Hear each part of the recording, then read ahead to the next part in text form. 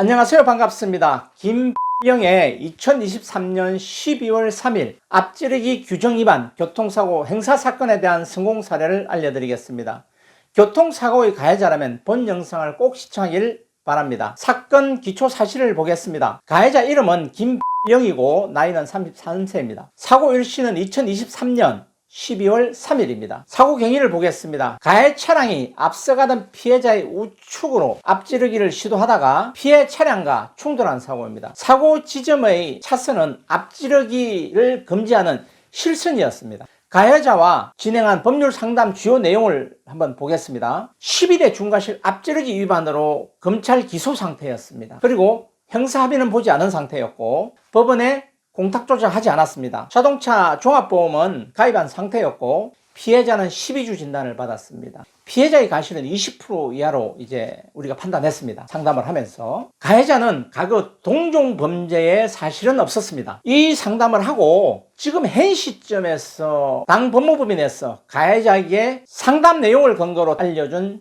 추정 형량은 최저 형량 벌금 1,000만 원, 평균 형량 금고 1년 6개월, 최대 형량 집행유예 2년이었습니다. 12대 중과실 행사처벌 양형 기준은 형법 268조에 근거해서 업무상 과실 또는 중대한 과실로 사람을 사망이나 상해에 이르게 한 자는 5년 이하의 금고 또는 2천만 원 이하의 벌금에 처한다라고 되어 있습니다. 당 사무소에서는 이 사건을 의뢰받고 수임을 하였습니다. 사건 초기에 사건을 위임받았기 때문에 형사조사에 동석했고 변호사가 열심히 형사조사에 임했습니다. 그리고 형사조사가 종결된 후에 검찰에 사건이 기소되었고 이 단계에서 피해자를 설득하여 형사합의를 볼 수 있었고 형사합의서를 작성하였습니다. 가해자가 운전자 보험에 가입하고 있어서 교통사고 처리 지원금으로 합의금을 모두 지급할 수 있었습니다.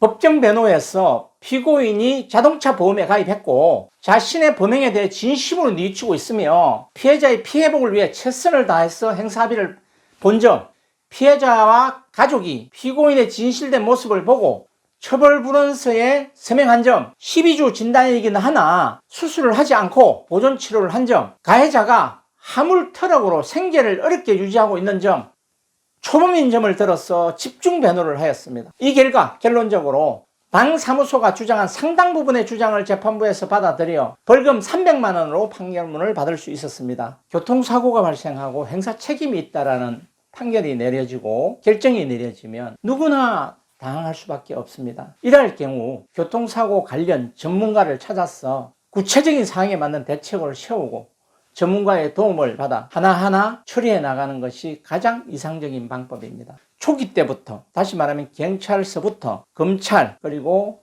법원까지 합의를 최우선으로 하고 도저히 안 될 경우 공탁까지 이렇게 해서 법정 변호에서 최선의 변호를 해서 실형을 면하는 결과를 받아내는 것이 무엇보다 중요합니다. 저희 변호사 사무소에서는 가해자가 운전자 보험만 가입했다면 상담료, 착수금 없이 운전자 보험의 변호사비 지원금만으로 경찰, 검찰, 법원 1심, 2심, 3심 전 단계의 변호와 형사 합의 업무를 성실하게 진행해서 좋은 결과를 만들어 드리겠습니다. 감사합니다.